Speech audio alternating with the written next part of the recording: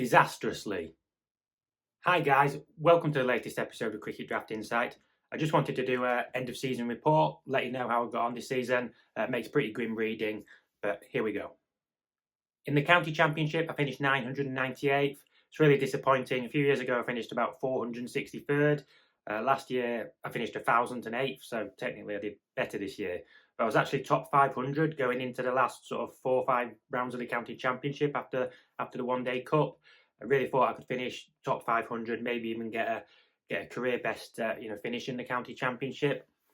And I thought I had some good weeks, and I made some, reasonable moves with my transfers. I've had Cook and Code as a bowling attack for a long time, and I brought Porter in, which obviously two bowlers from the same team, but a lot of people do that with, particularly with the Essex bowlers, Harmer and maybe Cook or Porter. And they had one particular week for me that was great. But my all-rounders didn't quite get those combinations right. And as I've said before, looking ahead to next season, you really got to have all-rounders who are involved in the game. And picking these all-rounders who occasionally bowl a bit of spin is not the way to go. And my batting, for a long time, I've spoken about upward trajectory players. And these batters, Hammond reverted to type a bit. Donald fell off a cliff. Kashif Ali didn't do anything later on. No, my wicket keepers contributed. Just never got enough from my batting. Inconsistent all-rounders. Decent bowling, decent wicket-keeping contributions. But I just kept falling down the table. I had a really poor last week. And if I look at the other teams, I had Higgins as captain for a long time, did well. But then everybody had like Dawson as captain, Leach, Bourne, Worrell, Roland Jones. These were the popular selections. And you know me, I don't necessarily like to follow the crowd. But clearly those players were all thriving week after week and they were being captained, and Higgins tailed off slightly. And I just kept falling. A bit of misfortune. I had somebody like Rob Keogh, who, I've always liked and I did think was sort of getting back on the horse, finding some form. He got out for 49 one week. I think that might have been the week when I double captained him. And then he took quite a few wickets in one game. He took some wickets in the first innings of the game. I had him as double captain, and then he did it back, so he didn't bowl in the second innings. But anyway, like I say, I spent the last few weeks plummeting down the table.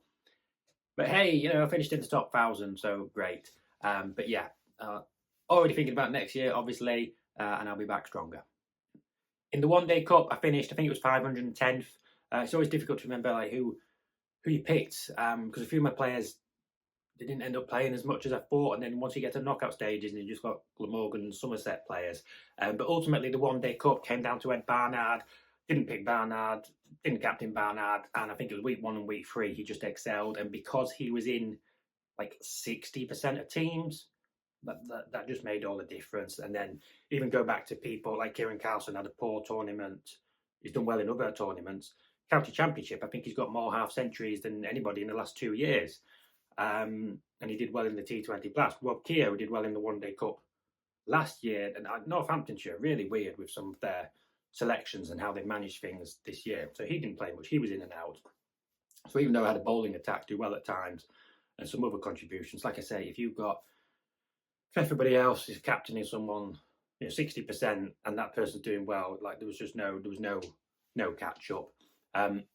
So my own fault, I'll pick Ed Barnard next year. It'll be interesting to see if Ryan Higgins is in the One Day Cup next year. It'd be really good if he is. But yeah, 510th in the One Day Cup, which again was a big drop off from last year because I finished 104th or something. But hey ho, roll on 2025.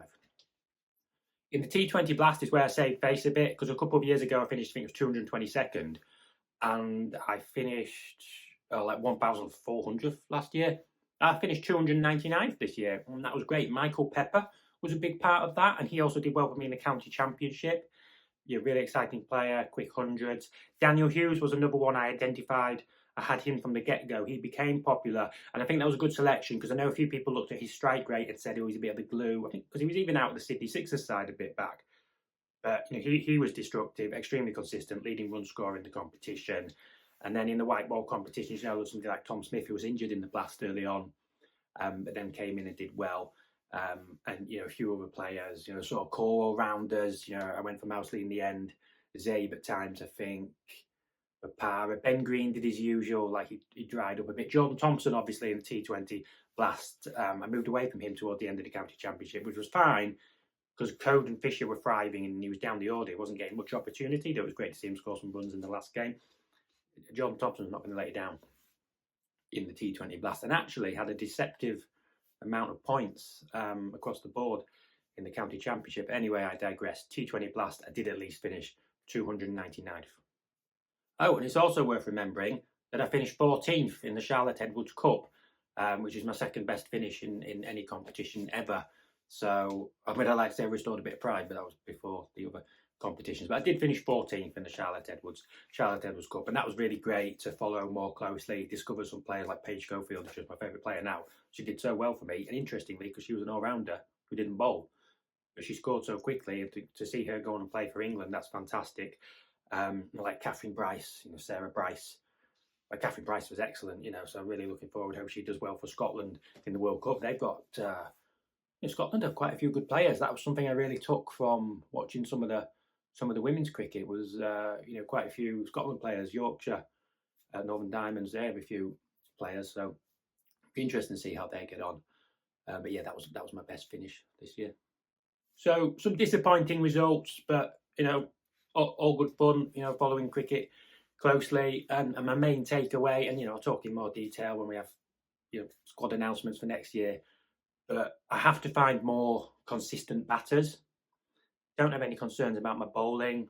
Wicket keepers, I've got some good options. Yeah, have to find more consistent batters, and have to select all-rounders who are in the game. I know a few people at times, in the One Day Cup, there was Ian Holland, Ryan Patel, there was a couple of others. There were 4 guys who were opening the batting and the bowling. I mean, that's an extreme. But I can't just be picking all-rounders who occasionally bowl a bit of spin.